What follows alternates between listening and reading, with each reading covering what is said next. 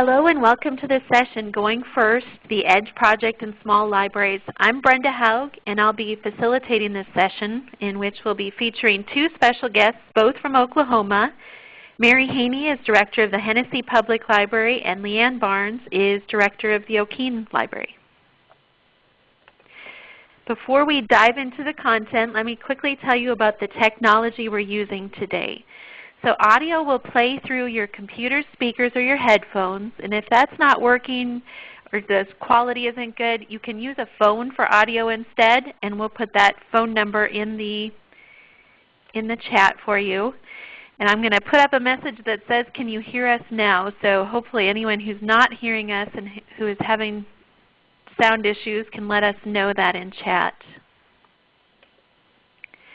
We'll use chat throughout the session today, and you can use it to ask questions, share experiences, let us know about tech difficulties. You can see it on the left-hand side and just type in a message and send that and we will respond. Feel free to ask questions throughout, or if you have any web resources or different things that you think of throughout the session, feel free to share them there.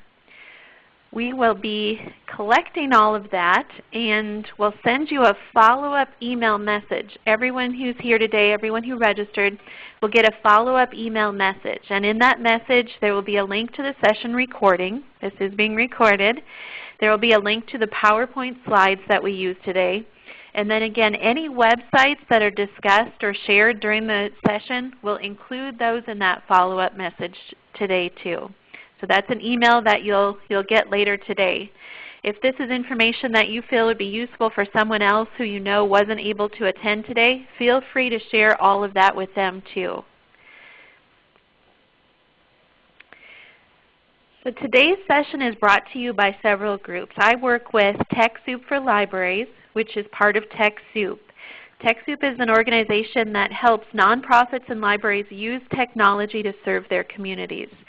It's one of the organizations that's part of a coalition called the EDGE Initiative, and that's what today's session is about.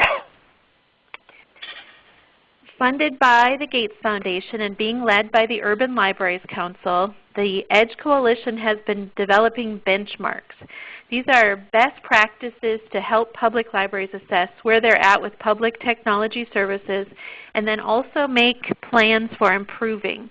And the website for the EDGE Initiative is www.libraryedge.org. We'll include that in the follow-up message, and I also included it in the session information, the registration information for today, and encouraged people to take a look at the site and think about questions to ask us during the session. So again, the benchmarks. There are 11 benchmarks in 3 categories.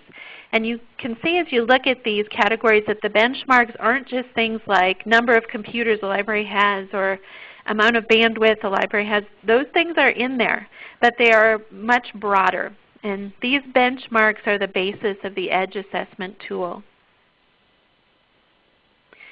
Pilot libraries have been testing the benchmarks in the assessment, and there are now 7 states that are soft launch states, and they're listed there. And there are about 150 libraries in those 7 states that have taken the assessment. And in January of 2014, the online assessment tool is going to be available to public libraries nationally. So that online tool right now just available to the pilot libraries, but in January of 2014, this goes national and will be available to everyone. Again, it's an online assessment tool that the pilot libraries have been using. There is a PDF version, so a document version of the assessment workbook, and we'll share the link to that in the follow-up message and then also in the chat too. So that online assessment tool available January 2014. But right now there's a workbook version that you can take a look at, and we'll share the link to that. And it's going to be very similar to the online tool that you'll have access to in January 2014. So I'd like to find out, again, we've offered a few webinars now featuring libraries around the country, pilot libraries. Today's session is specifically focused on this initiative in smaller rural libraries. So I'd like to poll the audience to find out what size libraries you're with. I've got an actual poll that's part of our ReadyTalk tool. So if you can weigh in on this, what size population does your library serve?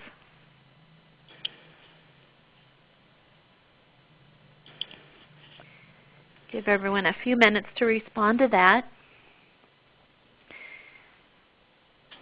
You'll hear that term small library or rural library used to refer to different sizes. So this will give us a feel for where everyone is at who's here today.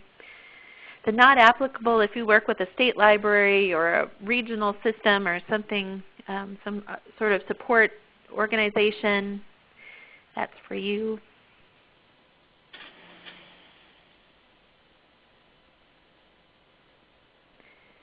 Okay, I'll give you just a few more seconds to weigh in on that, and then I'll take a look at the results with you.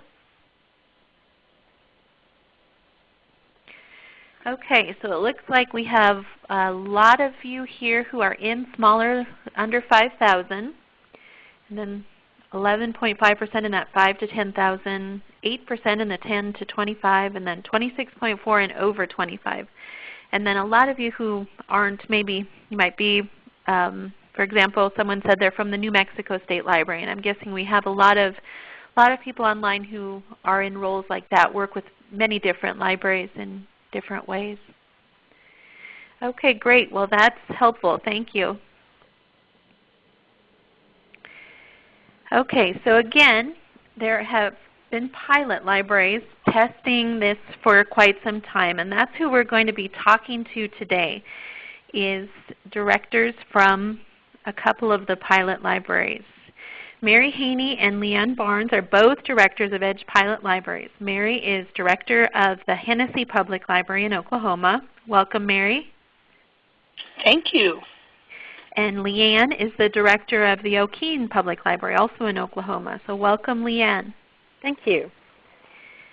So the structure for today is this. Mary and Leanne will each talk about their library and community, and then they'll talk about their participation in the EDGE assessment, what was involved with that. They'll talk about the results of the assessment, plans for involving stakeholders, other plans they're making because of the assessment results. And then we're going to wrap up the session by having each of them share advice with others who are just getting started with or who maybe are deciding whether or not they're going to get involved with the EDGE initiative and the assessment. We'll go back and forth between speakers with each of the topics, but to keep that from being confusing, we'll have the name of the library on each of the slides. So with that, let's go ahead and dive in.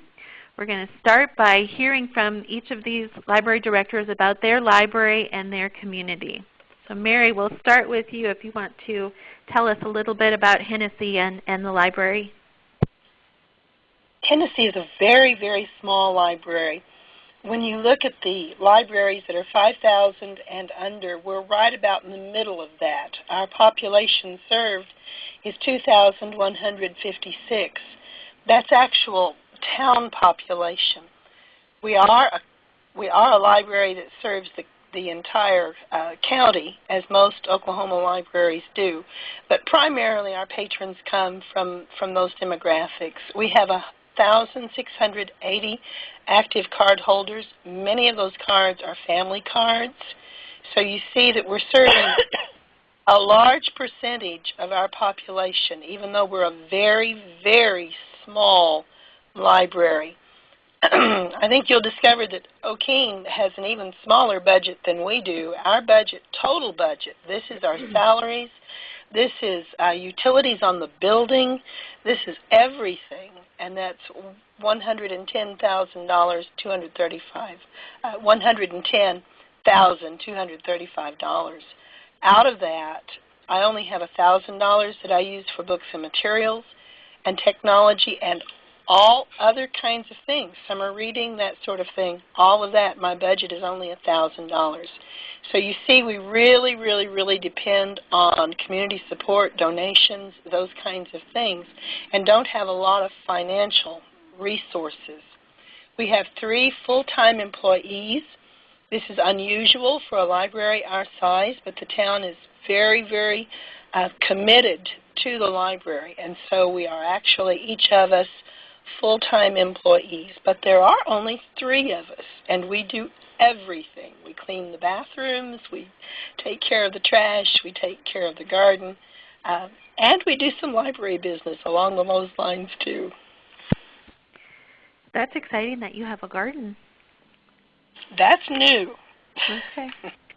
Well, one of the things, Mary, that you mentioned when we were preparing for this is that active cardholders, that you'd seen a significant increase in that, right? You used to be a much... Yes, we really have. I've been here 16 years, and when we first began the project here at the library, we had 300 card holders, and those were individual card holders. But as we've added computers and as we've added other services for the community, we have added card holders to go along with that. The community has become very, very excited about our electronic resources. And that's not just the Internet. That's things like faxing and copying and scanning and all of those kinds of things. It has really, really increased the number of people who come and use the library. So we've seen quite an increase there. That's great. Okay, so that gives us a kind of a feel for Hennessy and where you're coming from. Let's talk to Leanne about O'Keene. Leanne, you want to tell us about O'Keene and the library? All right. We are located about 25 miles west of Mary's Library in Hennessy. And as you can see, we have a much smaller population. The joke is that between Mary and I, there's the river and farmland, and that's it. There's no stoplights, no nothing. We have about a population of 1,200. We have about 900 active card holders. I've kind of estimated that because originally when I started here, they were doing family cards, and when I updated all of the systems, we went to individual cards, and so we've had to kind of go through and cull out some. Our budget's about $36,000 a year. We're only open 17 hours a week. In the summertime, we're open 21 hours a week to accommodate the heat and our summer reading program. Now, that budget doesn't reflect our utilities, so that may be a little bit of a skew for some people. We have 2 full-time employees, and like Mary, we do everything from dust to put out toilet paper. And we have 1 part-time employee that I just employed this past year, and she is a teen from the school, and she comes in after school, and that's made a huge difference in the different people coming in, that they see that we're here and that, oh my gosh, we're welcome? Yes, of course you are. So we're a little bit different. I did create a slide that kind of gives you we're basically, a Caucasian community. We have a few African Americans, Native Americans. We have a much higher percentage of Hispanics than we do Native Americans, even though one of the towns just 20 miles from us, most of their population is Native American. Okay, one question that we got that I'll ask, funding. How are Oklahoma libraries, your budget, does that come from local or from the state? Where does the funding come from? My $36,000 comes from the city of O'Keene. Okay. And that doesn't include state aid, which for me was a little over $3,000 last year. Everything else is donations. Okay. I have a variety of sources, actually. The budget line that we looked at on the slide is from the town budget, and that's the town commitment. Kingfisher County, however, has a special sales tax that is dedicated to the volunteer fire departments and other areas. The libraries, there are 2 libraries in Kingfisher, and we share a very, very small portion of that sales tax. And of the 2 libraries, I share the smallest portion. But it does give us a little extra funding. We also do the state aid. We make just less than $5,000 on the state aid. And we have a lot of donations. We just have many monetary donations that come in. So we are very close in our operating budget to matching the operating budget. This is without salaries, without utilities, and so forth. We match and exceed through donations and the Kingfisher tax, special tax, what we receive from our town budget. Okay, good. Thank you. Okay, well, again, keep asking questions in the chat, and we'll keep answering those as we go. Let's talk here about your participation in EDGE. What was involved with being part of this and being one of the pilot libraries? Let's go ahead and start with you on this one, Leanne. Can you talk about what you did and what it involved? I did it. I did the assessment. And as I said, I did it first on paper. That way I could read it out loud when there were times when it was just the other full-time employee and I were here. We actually read them out loud and said, okay, can we do this? Do we understand what they're asking? And we spent about 3 days doing that off and on, talking it out, going back, looking at them, discussing the questions, that kind of thing. And then we put it on Survey Online. To put it online once we'd done it on paper did not take any time at all, and it was very obvious. We stayed with our original answer that we came up with. Then that's the thing you need to be, is you need to be honest and realistic as to what you can do where you're located. And we had to always take into consideration space and staff and budget. There are two or three different no's on the assessment. And that's where you have to be honest. No, I'm not going to do this. No, I'd like to do this, or no. And so that you can see, yes, what fits best with my situation. Okay, and Mary, we'll ask you the same question. Can you talk about how you went about completing the assessment? What was involved? I also completed the assessment, and I need to give this caveat. When this was rolled out, it was during the summer reading program, and so this was really done just almost by the seat of the pants in the little corners of time that we had in the summertime. And so I wasn't as organized as Leanne by any means. This, I basically sat down at the computer and went through it and just did it. I was put off by the very first question because I couldn't answer it, and I thought this is going to be a disaster. But when I got the input that I needed from my internet provider for that first question, then from there on, everything that was there is the sort of thing that a director and most staff members would know and would understand. And it was very, very simple. It probably took about 2 hours. I'm not sure exactly how long it took, but it didn't take altogether a great deal of time. It was very, very simple, very easy to complete. I was very pleased with how easy it was to go through the assessment. Okay, good. And there's a link, although I'm hearing that maybe the link isn't working, so we'll test that and see if we need to change that. But we will send that in the follow-up. So again, this is an online assessment. There's a PDF version, and we're going to send that out so you can take a look at it. And what we're hearing is that some people like to print it out even if they have access to the online and do it the paper way first and then input that. Question that came in that I didn't have a chance to ask you when we were asking about your libraries. How many hours are you each open? How many hours per week is your library open? Hennessy is open 5 days a week during the week from 9 to 6. We don't take a lunch hour, and then we're open on Saturday from 10 to 1. We do close for holidays, and we close on the Saturdays before a holiday on Monday. Okay. We're open Monday through Friday, no weekends unless we're doing a special program. We're open 17 hours a week. In the summertime, which is June, July, and August, we're open 21 hours a week to accommodate our summer reading program. And unfortunately in Oklahoma, the past 2 summers have been excruciatingly hot. We're trying to get our people a time when they can come in, and we're available for them before they have to get out of the heat. Okay. Okay, so we've talked about the assessment or participating, what that looked like. So let's hear about your results. What did the assessment have to say? Let's start with you on this one, Mary. What did your results show? Well, the strengths that we had, it showed that we provide individualized assistance, and of course we knew that, and training. to increase our digital literacy. We provide access to relevant digital content to our people. We do that through both the website and through Facebook.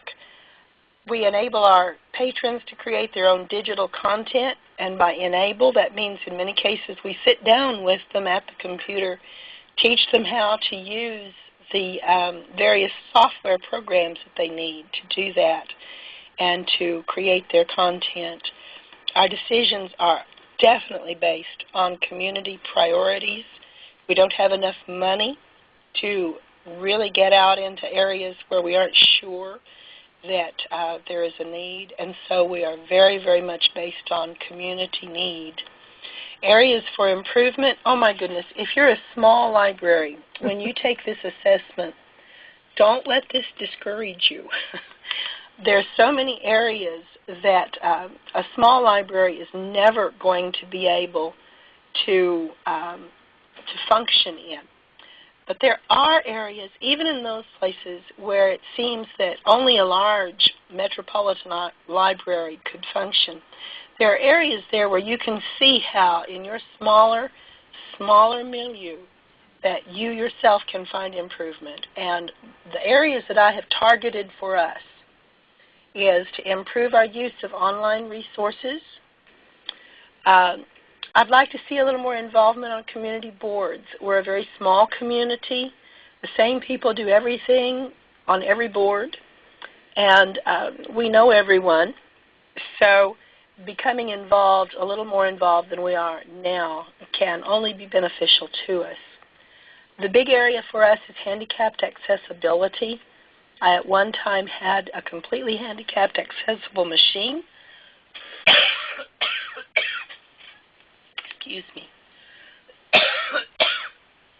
But because of financial difficulties, we no longer have that. I want to reinstate that. We need better network security. We need digital training opportunities for our patrons. We're doing one-on-one now. We'd really like to be able to offer some classes. We aren't sure how we would do that. And very definitely, because everything's changing day after day, we want more technical training for staff, and that includes for the director as well as for everyone else out there, trying to keep up with the new things that are coming down the pike. Okay, and then O'Keene, what did your results look like, Leanne? We were strong in the community value in the area of providing access to relative digital content and a few other things which pleased us a great deal. Our areas of improvement, building better and new relationships with community partners and the staff. We're needing technology expertise. We have some, but we are in desperate need of more. And having sufficient devices and bandwidth was a real problem for us. Okay, good. We're getting some more questions. How many public computers do you have? How many public internet computers do you have? Let's start with you, Leanne. How many do you have? I have 3 public access computers and 2 AW computers, which are literacy stations for the children. Okay. How about you, Mary? How many public computers, internet computers at Hennessy? We have 2 desktop computers, and then we have 4 laptop computers that are in operation, and then we have 2 held back for labs. Okay.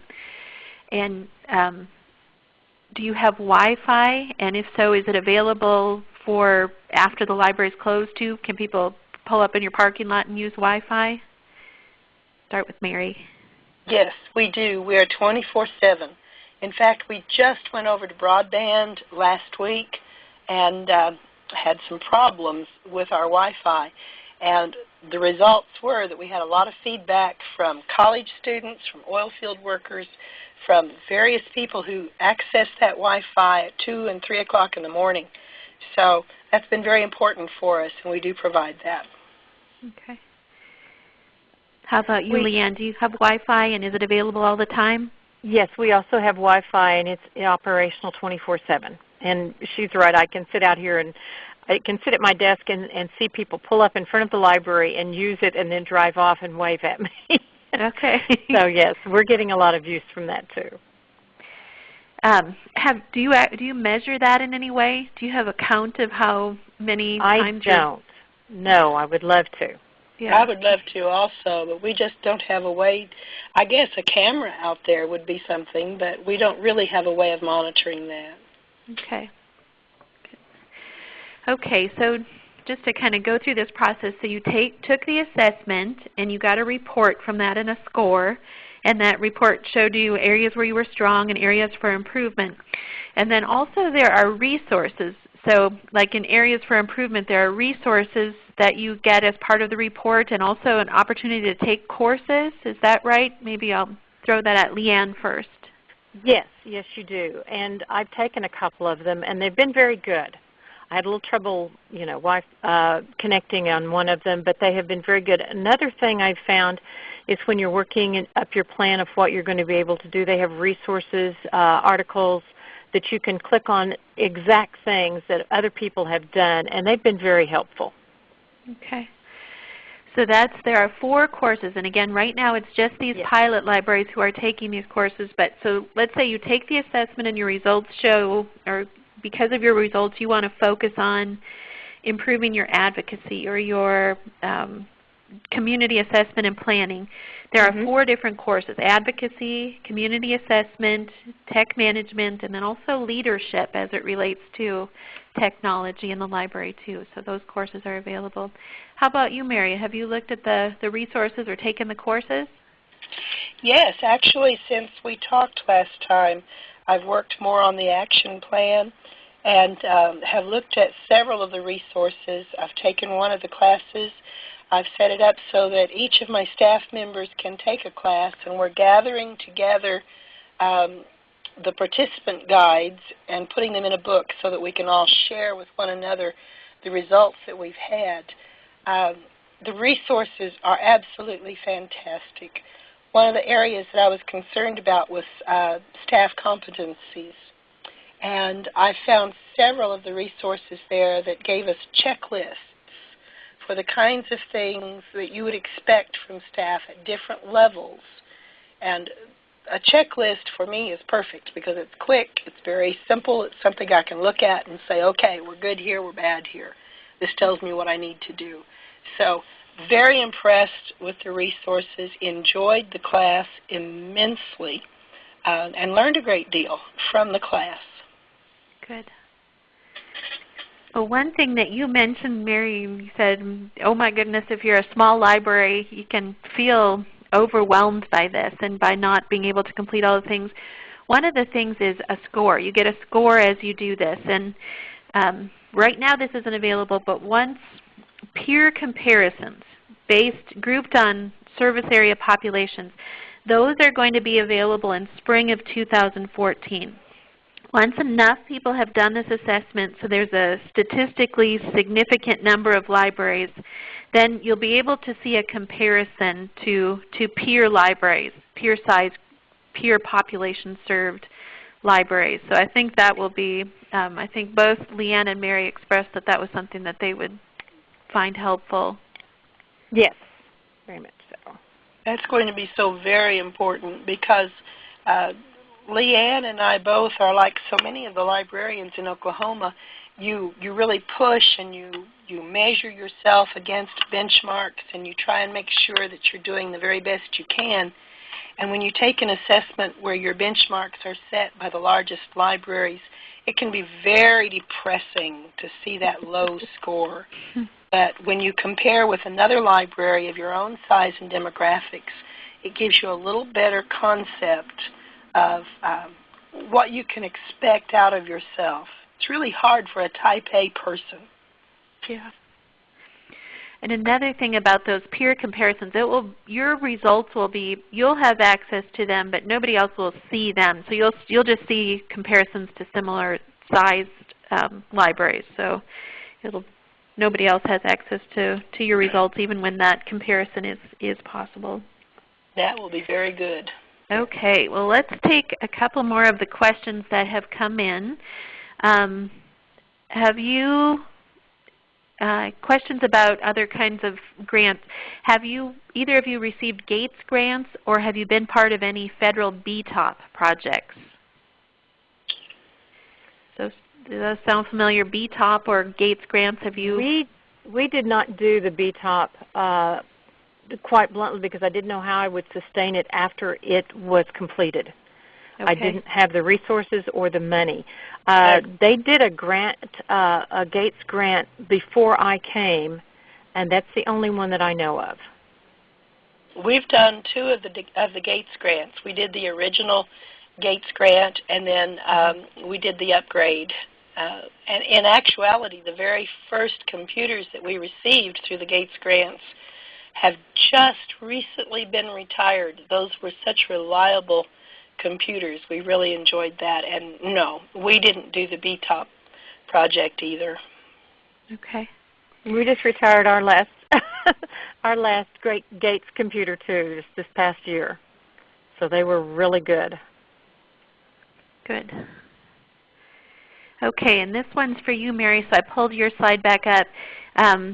One of your strengths was enabling patrons to create their own digital content. What kind of digital content are you seeing people create? We have several students who come in and they're doing PowerPoint presentations. We have people who are taking information, particularly photos and images from the computer, and manipulating them in various ways and using them in either files or for printout and for copies. So there's a lot of that kind of thing. We're trying to show them how to manipulate the photos themselves. A lot of work being done with photos. But we also have people who are business people coming in, creating menus for their businesses and this sort of thing, and trying to show them how to set those menus up, how to use Word, how to use the various software programs that will assist them in that manner. Resumes. We just talked yesterday about needing to create our own in-house template for resumes that is not quite as general as what you find out on the web, something very specific to what our people need. Those are just some examples of what we're doing. Okay, good. Another question is your state library in Oklahoma. Both of you are in Oklahoma. Has the state library provided support or encouragement as you've gone through this process? Oh, yes, a great deal. Oh, yes. What type of support have you from them? ODL, Oklahoma Department of Libraries, provides coursework for us that is free of charge. And in some cases, we actually receive, depending on how far we come, we receive stipends for travel. And that has just been just phenomenal for us. We also have consultants who will come out, actually will come to the library if you have a problem that you just simply cannot solve by yourself, and they will come and they will assist in that way. So there's been a lot of assistance there. And, of course, financially, we look at that state aid, which is so important to us. Okay, well, we've talked about the assessment that you did and talked about the results. Let's talk about next steps, or what it is that you are doing or are going to do with this. And we'll start with Leanne on this one. You want to talk about actions either that you've done or that you're planning to do? I was in the midst of doing job descriptions because they didn't exist here. And so after I did this, I realized just saying they need to be computer literate was not adequate enough. So I'm revising job descriptions to include specific goals that we hope to achieve. I've been talking with another library, Watonga, which is just south of us, 25 miles, about doing not only a community assessment, which I want to do for our community, but maybe even a county-wide community. I've got to plan ahead for future technology upgrades. One of our computers is starting to age on us greatly. I'm sharing the results with our City Council and our Library Board. The City Council is very interested if you plan far enough ahead, because it gives them an option, an opportunity to say, okay, money's going to have to be spent, and sometimes they need a little convincing, and they need to think it's their idea, so that you can can move forward. We're going to use the results for advocacy, and I kind of like to say call that publicity also. We seem to forget that little point. And planning, our library board is very much into having long-range goals also. And so those are what we're working on at this point in time. Okay. One question that we got that I'll insert at this time because it's relevant is about your city council. Can you see involving them at the assessment phase? As you were going through the assessment, do you think it would be useful to involve city leaders at that point? I talked to a few of them, and I make a presentation at every city council meeting anyway. And to say, you know, would you like to sit in with me and go through this and answer some of these questions? And they said, no, we really want you to make that decision and come back and tell us what you feel is best. Okay. And so they're kind of depending on me, which kind of makes me a little nervous. Okay, well, let's hear from Mary. Same question. What are your plans or your next steps or actions you've taken already maybe too? One of the major things that I want to do is add some new resources to our website, and there's some wonderful resources that are listed to help with this. We have so many people who are seeking jobs. It's not really because of an unemployment issue in our particular region at this point. We're in an oil boom, and so we have people moving from one job to another rather rapidly, opening new jobs. So we have new jobs opening, people moving into those. We're seeing a lot of applicants here doing job seeking, and I want to add some resources there to our website. Small business development is another area that I think would be very useful for our people to have on the website, to have those resources available to them. Career testing, that's in relationship to the job seeking. Early literacy, we are really, really working with our young here on our literacy. Our poverty rate amongst the young, check that demographic. Our poverty rate is very, very low. We're at 16.4 below the poverty rate, and 23% of that's children. And of course, those children aren't receiving the same kind of resources that the children of middle class and upper middle class families are. So early literacy is a very important thing.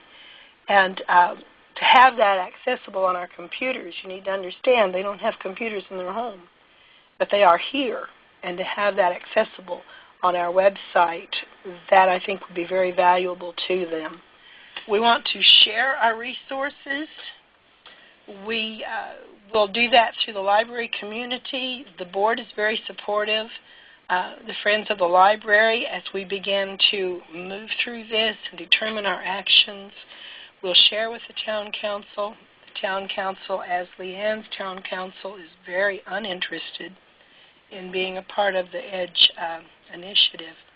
And that comes from being a very small rural community.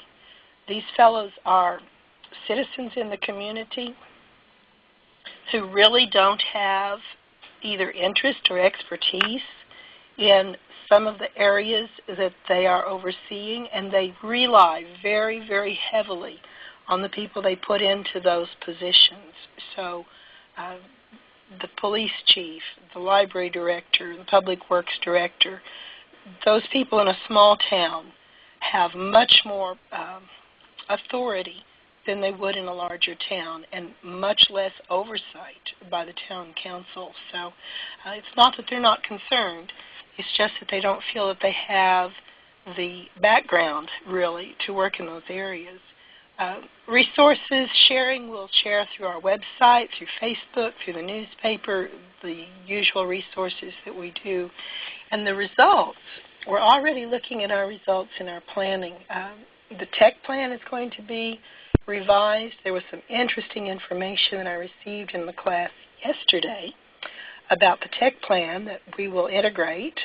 And we can use these results for advocacy. There are some wonderful templates for slides that can be presented like at the Lions Club and various clubs, to introduce the EDGE initiative and what we're doing, and very valuable to us. So these are the plans that we have for our coming actions. Okay, well, let's move on to advice. And just, you know that you have lots of people who are interested in the smaller library perspective on this. What advice do you have for anyone who hasn't done the assessment yet or who's thinking about whether or not they want to get involved with this? And we'll start with you on this one, Mary. I think you've heard this both from Leanne and from me. You just can't do it all. When you're a small library and you don't have enough people and you have to do everything, you cannot do everything that is on the EDGE assessment. You simply cannot. So you have to set your priorities, and you have to determine what is right for your community and for your library. And that's the very first thing, most important thing, I think, for this entire initiative, is to use this as a tool for yourself. Leanne pointed this out. Be realistic. If you're never going to do something and you know you're never going to do it, say, I'm never going to do it. But look at how you can possibly do something similar in a way that fits your community. And definitely participate in the training sessions. If nothing else, over on that chat side, the sharing is absolutely invaluable. You will get perspectives from people who are very different from other regions, but all of us have the same kinds of problems. So do participate in the training sessions. They're wonderful. They're well organized, and you'll learn. Create your own action plan. EDGE makes it easy. As you're going down through the recommendations, you can just simply click on it and say, add it to my action plan, and it will do that. And then, of course, you can revise your plan and make it fit yourself. And last thing, take your time. Do it right. There's nobody looking over your shoulder. There's no grant that's riding on this. There's no rules or regulations here. This is a tool that we can use to make our lives better in the library and to reach our communities in a better way. Wonderful training tool, learning tool. So take your time and do this in the way it should be done. Okay.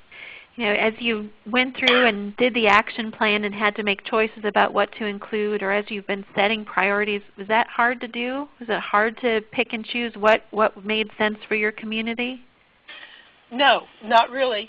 It might be harder for a large library in actuality, but for us, it's very obvious to us the kinds of things that we simply cannot do and the kinds of things that aren't needed in the community. When the community is this small and you know the players and you meet the players on a day-to-day basis, you know what your needs are. You know exactly what your needs are. And it makes it much, much simpler. Good. Thanks, Mary. And Leanne, how about advice from you? Some of the same things that Mary had said. You might want to start small. Pick a single benchmark or a subcategory to start with. I was on a training thing and someone said, pick the low-hanging fruit. Yes, pick one that you're going to be successful at, that you know that you can do, and do it. And like I said, make sure everybody knows that you're successful. And then if something doesn't work, try another one. Don't give up. This is an opportunity for us to step back and look at our library from a different perspective. I get very tunnel vision. I'm working on a project to expand our library, which is consuming my every waking moment. And I needed to stop and say, okay, what am I doing now that's good? And what am I doing that I thought was doing good, which is one of the things we're working on. In a small town, you, like Mary says, you see everybody everywhere, so you assume you're meeting their needs and that they've expressed an opinion. Well, that's not true. You don't get to see everybody, and there is a certain group population, a sector of my population I do want to meet, and that's the reason I was so interested in doing this, especially for the assessment part. I feel like we need to contact as many people as possible with this. And, you know, this isn't life or death, and I know I said don't compare yourself to other libraries unless you're comparing yourself to a library that is your size. Mary's much larger and only 25 miles away. I've got that all around me, but we're servicing the people here in our area, and we're pleased with that. And so don't get discouraged if you think, oh, I can't do this. But you really can do something, and one thing will lead to another. Okay, this might be a good time to start asking some of the questions that have been coming in. One of them that kind of sounds like this is something you're on your radar too, Leanne, but someone is asking if they're planning a building remodel or an addition, can this help with planning for use of computers, how to tailor the space and make it, okay? It did. Some things I hadn't even thought about. I knew we needed to be ADA accessible once we start a renovation, and we needed a bathroom that was ADA accessible. But the computers and having one that a wheelchair can easily roll up to, sound, privacy became something I hadn't considered because we are going to put our computers in a specific location, and how can I help the patrons with that? There's several other things, and this may sound crazy, but how many electrical plug-ins do you have? That's something you've got to consider if you're going to have a bank of computers, and a bank of computers in my world is 2 at times. Where are you going to put them, and is your electrical wiring sufficient for that? If you're talking remodeling or expanding, yes, there's several things in here that will give you ideas that possibly you hadn't thought of. Good. Let's see, other questions. Who does the IT for each of your libraries? Mary, who handles IT duties at your library? Everything that gets done has to be done by the director or staff. So if it's a question that I can solve, if it's a problem that I can solve, then I solve it. If I can't solve it, then I have to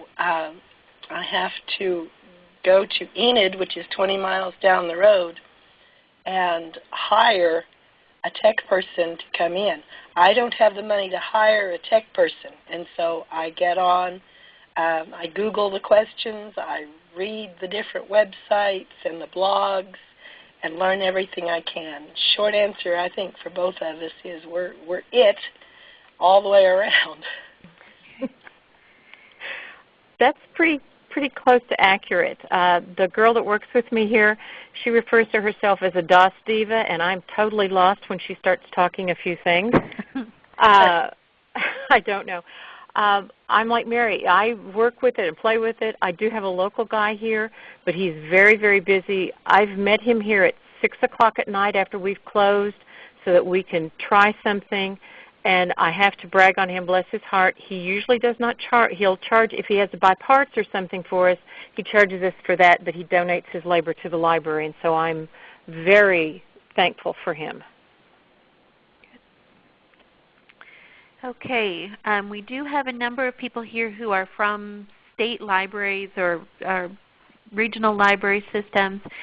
From a perspective, as being in a pilot state, do you think what's your advice on state library involvement? Is it beneficial to have the state library involved in the assessment process? How can the state library best support the libraries who are doing the assessment? Let's start with you, Mary. What are your thoughts on how other states, how they can support their libraries as they take the assessment? What would be your recommendation? I like the way ODL approached this. Basically, the assessment was ours to do with no input, very, very minimal input from them. But they were the people who said scat. They were the people who sent us the reminders. They sent us sometimes emails on the very last day before we could do something and say, are you going to do this? Just to keep us on point. But it was a very good thing, I think, for us that they didn't really involve themselves in the actual assessment process, because that took some pressure off as we were going through it. And I think it helped us be maybe more honest than we might have been in other respects. So I think they did some very, very good things in doing that. One of the things they could have done differently, well, I don't know that they could have done it differently, but one of the things that I wish had been done differently, this was rolled out during the summer, during summer reading. And our library year, the rhythm of our library year is that right about the end of May, and for us it is May because we have school visits in May. From May through about October at the Hennessy Public Library, that is the busiest time of our year. We meet ourselves coming and going, and for this to come out at that particular time, and for us to be going through these courses and making these planning decisions, that has been very, very difficult for us. Not because the EDGE initiative process was difficult, but because the timing was very, very difficult. So if there's any control over the timing, try and fit that into the proper time in your library year, into the rhythm of your library year. Good. Anything to add to that, Leanne? I thought they were very helpful in the fact that they weren't, you know, you must do this, you must do this. They asked, did you want to do this? Did you, you know, and I was kind of hesitant, and they said, really, you ought to. And I was glad that I did after I did it. They did not, you know, offer advice so much as, like Mary said, you know, you've got a deadline coming, you know, trying to keep us all our little ducks in a row here. And they were very good about that. One of them made a comment that they were interested to see what we had said after it was all said and done, to see if there's something that they could do to help us, especially on some of the answers we gave, as in, no, but I'd like to do this in a year, or no, I have no way of doing this at all, and seeing, well, maybe if they helped in those areas, that would relieve us of some of the tensions that we're working with. Okay, other questions, and again, go ahead and keep asking these. I'm getting some questions from state libraries that I'm not able to answer. There's about access to the systems and access to the results for the libraries. I'm going to put an address in chat that I think would be a good place to send those questions. I'm just not sure. But we should send those to EDGE and ask. So some state libraries wondering about access to EDGE before the rollout and info on getting involved. So several questions about from different states about at the state level how to get involved. Okay, another question. This one's for you, Mary. Just referring to your funding for books and materials, a fairly low dollar amount there. How do you, with so little money available for that, how do you provide new materials to your patrons? It has to be very, very targeted. I have to meet absolute need. I can't, I don't have the luxury of trying a new author or trying a new subject with my people. I have to absolutely meet their need. How do I know what their need is? Well, we're a very small town, and they tell me. They come in and they say, do you have this author? And no, I don't. But if I look at that author and I think, you know, I have 5 people, 10 people, 20 people who might read that author. If I have that author in the library, then I buy that author. And if that author's first book generates interest, then I buy, say it's a series author, I'll buy that series. So very, very targeted purchasing to begin with. We try to work very closely with the school. When they do their summer advanced reading, then they have certain books that they have to read. And, of course, there's no access to the school library. We are it. So by finding out what those books are, I create a classroom set of books for those particular needs. And that becomes something that we purchase with. We use book sale. We have an ongoing book sale, and I might mention we're in an old high school building, a 1928 high school building, and I have 13,500 square foot, which is the largest rural library in square footage in Oklahoma. It's a lot to clean. but it does give us some space. And we have a bookstore, an FOL, Wi-Fi bookstore, cafe that we have. And in that bookstore, we rotate books. And it's an on your honor, bring in books, take out books type of thing. They always bring me more than they take out. And what's wonderful is they bring in a lot of only read by a little old lady on Sunday novels that are first-run novels. So a lot of the novels, the paperbacks, that kind of thing come through that book trade. I can't tell you the dollar amount, but the dollar amount run into several thousands of dollars each year that we don't have to spend because it comes through that book trade. Donations, we have many, many people who are very supportive of the library. When they get a new book, they know that, say it's a Patterson, and we're all reading James Patterson, and I don't have that book, then as soon as they read it, they bring it to us. And so we have that new Patterson book that's there. How about e-books? I know that's a question on the assessment. Do either of you provide access to e-books for your patrons? Yes, we do. We belong to the Oklahoma Virtual Library Consortium through a grant through our, I believe it was state, that allowed us to purchase into that. And I approached my city that if we did this, this was going to be an ongoing expense, and so the budget would have to be increased. But it's been very, very, very active here. Yes, and that's true with us too. I'm using the Kingfisher Special Tax Fund for our future purchases there in its overdrive in the consortium. Another question, this one's from Margaret Woodruff. Margaret, if you're still on and you want to specify any other initiatives, the question is, how do you see this initiative working with other digital literacy initiatives available? So there are other projects out there happening too. DigitalLearn.org is one that comes to mind for me. Are any of those other digital literacy projects on your radar at this time?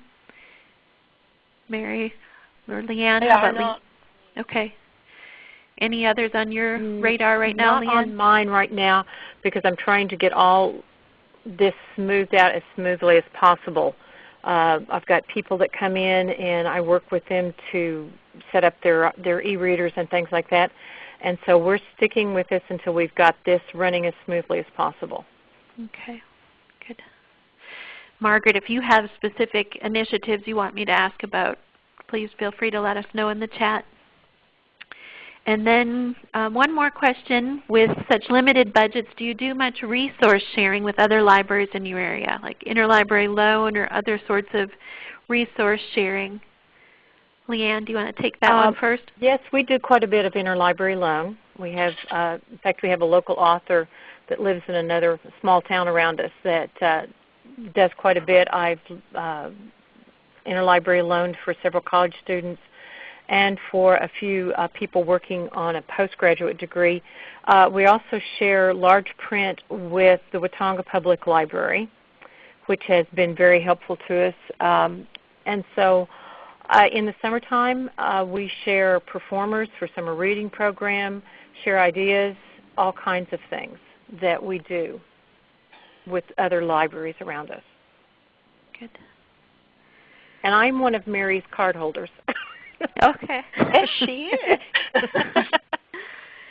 Okay, well, we are nearing the end of our hour together today. I just want to thank both of you for taking the time to do this. I think it's great to hear the smaller library perspective and to know that Edge is worth it for smaller libraries. And especially I think once that peer comparison is there, I think it will be useful. We do have contact information for both Leanne and Mary. And again, I'm sharing these slides, so if you're wanting it and I'm going too fast, you'll have access to the slides. And again, remember, later today we're going to send out a follow-up email message, and it will have a link to the recording, the PowerPoint slides, and then any of the resources that were discussed or shared during today's session.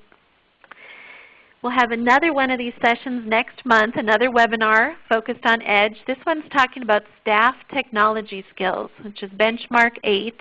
And that comes up again and again as a topic of interest. And we're going to have a couple of librarians from Skokie Public Library in Illinois talking about their approach to overall staff technology skills within the library.